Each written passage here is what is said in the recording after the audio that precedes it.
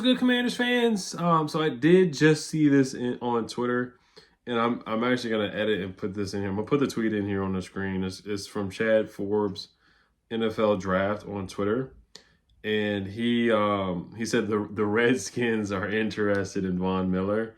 He is a Commanders fan or Skins fan, I believe too. He's still very passionate about the name, as you can see. But Chad Forbes, I'm gonna pull him up real quick because just to kind of, I think he is a reputable source, or he has sources and whatnot. So he's an NFL Draft Bites on Twitter, NFL aficionado, permanently worried about 32 teams on lines, frequent contributor on national and local radio, plus podcasts, slide into DMs with inquiries, hashtag HTTR, 24.8 thousand followers on Twitter as well. So he kind of, I have seen him get some things right before. So I'm not going to say that he is, of course, like Adam Schefter or somebody like that.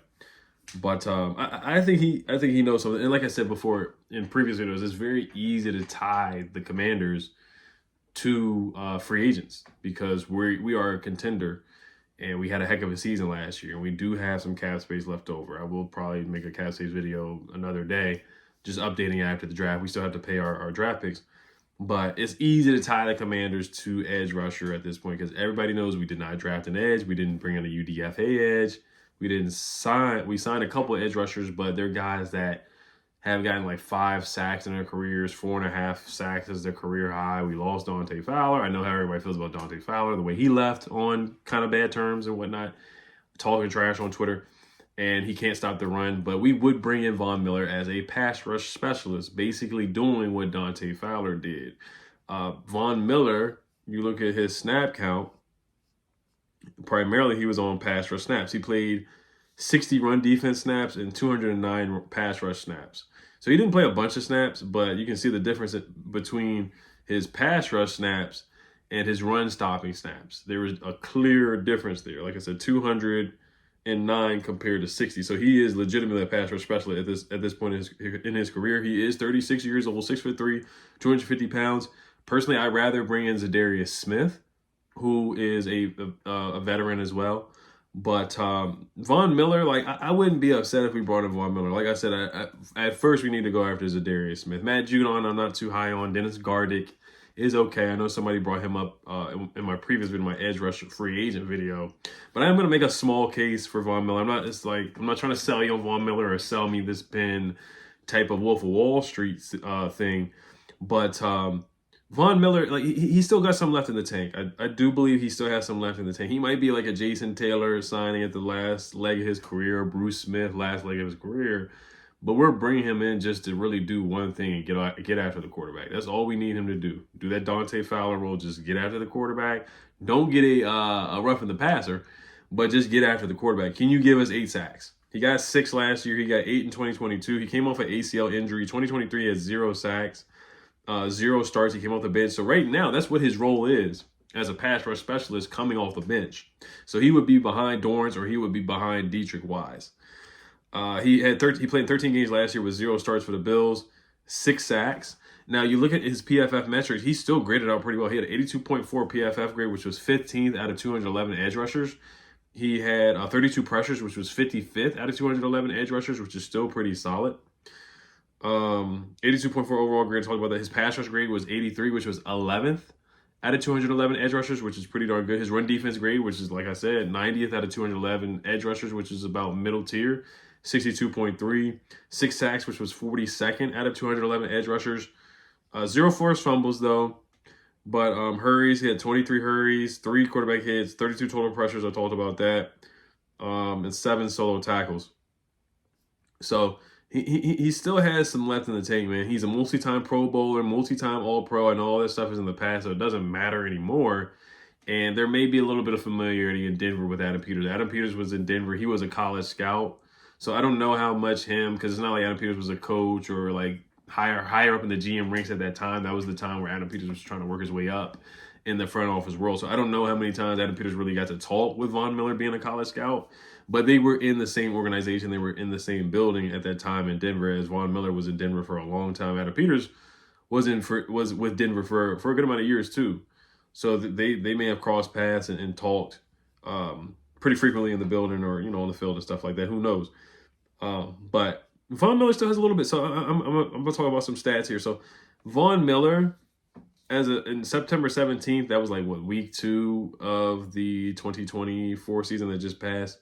He had an 87.5 PFF grade through 2 games, 9 pressures through 2 games, 2 sacks in the first 2 games of the season, and a 21.9% pass rush win rate, which was 6th at that time in the season. 17.9% pressure rate, which ranked 7th throughout the whole season. 17.9% pressure rate. Like, that's still pretty good. That is still darn good, which was 7th among edge rushers. Just behind Michael Parsons, Myles Garrett, Trey Hendrickson that everybody loves, and Hunter as well, all on just 32.9% snaps. So he wouldn't play much. Like I said, third down specialist, 3rd and 4, 3rd and 5, 3rd and 6, 3rd and 7, 3rd and 8, 3rd and 8, third and anything past 5 yards, really 3rd and 4, it doesn't really matter. Just tell him, go get the quarterback. Make it very simple, go get the quarterback. Week 10, he had a 31.3% pass rush win rate, which was 3rd among all pass rushers in week 10. Also, he was the highest graded Bill in week 14 versus the Rams, which was a revenge game for Von Miller. He had an 84.7 PFF grade in the game against the Rams. So yeah, I mean, he still has some left in the tank. It's just a 1-year deal that we would do, that I would recommend. A 1-year deal, maybe $5 million per year, something like that. Let me see how much Dante Fowler. Yeah, he had a really good game against the Patriots in week 16, so he had an 83.0 PFF grade, and he also had 20. He had 6 hurries and 20 pass rush snaps against Drake May and the Patriots. So he only had 20 snaps, and he got 6 pressures out of those 20 snaps, and that's very impactful. That's very impactful. That's very disruptive as well. But let me see how much Dante Fowler got paid, and you probably would do something similar to that for what he got from the Cowboys. I think Dante Fowler actually got a decent deal. Dante Fowler signed a 1-year, $6 million deal with the Cowboys, including a $3 million signing bonus and $5 million guaranteed.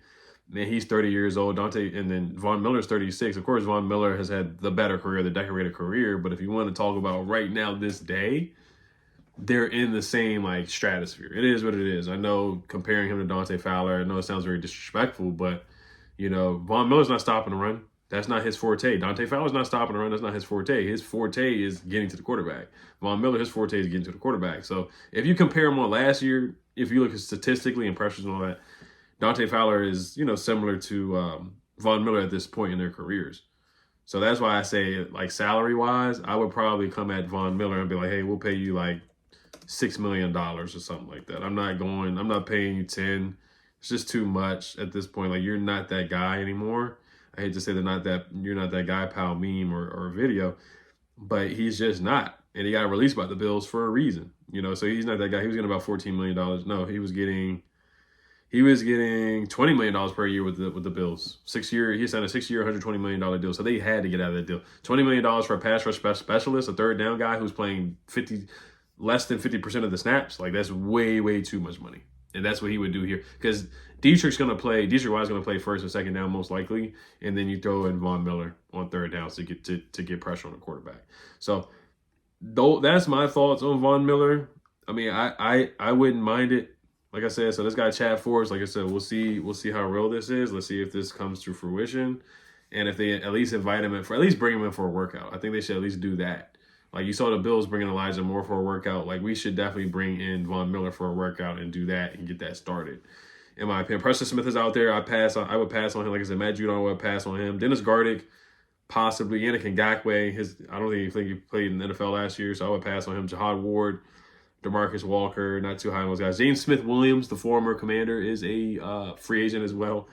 Pass on him too. So those are all the. Shaq Barrett is a free agent as well. So those are all the really notable free agent pass rushers that are available at this point. And like I said, I would just pass on those guys right now. Let me look at one more stat for Von Miller here and just look at some of the games that he did have that he had really, really good or impactful games. Now, I wanted to bring up some character concerns about Von Miller too. He did have a domestic incident. A lot of this stuff is alleged, but he did get suspended 4 games for this.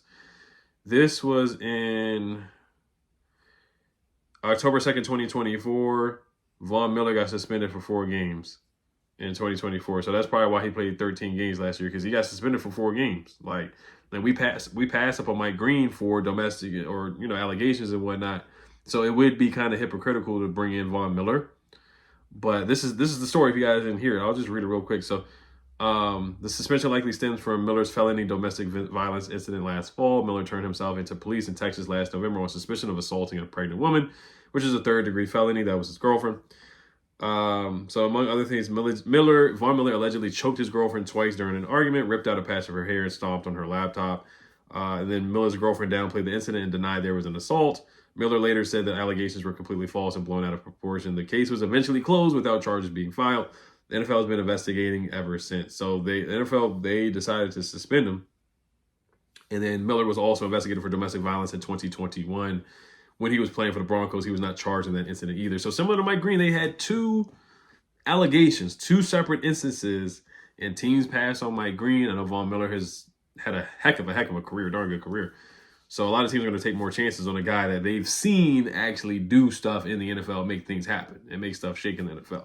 So that's just my thoughts on Von Miller at this point. So we'll see what happens. Let's see if they get him to sign pen to paper, or do they bring in Zadarius Smith as a guy that I would definitely like to see them bring in. He had 3 sacks in the first 3 games. He had a sack against the Cardinals, a sack against the Dolphins, a sack against the Jacksonville Jaguars. And then he kind of went radio silent and got a sack against the Chiefs, and then 2 sacks to end the year against the New England Patriots and the New York Jets. So, yeah, I don't know if he got suspended this year or last year, but I know he got suspended 4 games. So, all right, you guys let me know what you guys think. As always, Hail the Commanders. Peace. Oh, yeah, and of course, I do want to bring up injuries. So, he played in 13 games in 2024, 12 games in 2023, 11 games in 2022. He did tear his ACL in 2022. I think I already said it in the beginning of the video. I just want to make sure I said that. But yeah, so injuries are a concern too at this point in his career. 2021, he did play in 15 games. So it's not like he's missed a bunch of games. He played 15 games in 2021. He played 11 games in 2022. 2023, he played 12. And then he played 13 this past season in 2024. So once again, as always, you guys let me know what you guys think. Hail the Commanders. Peace.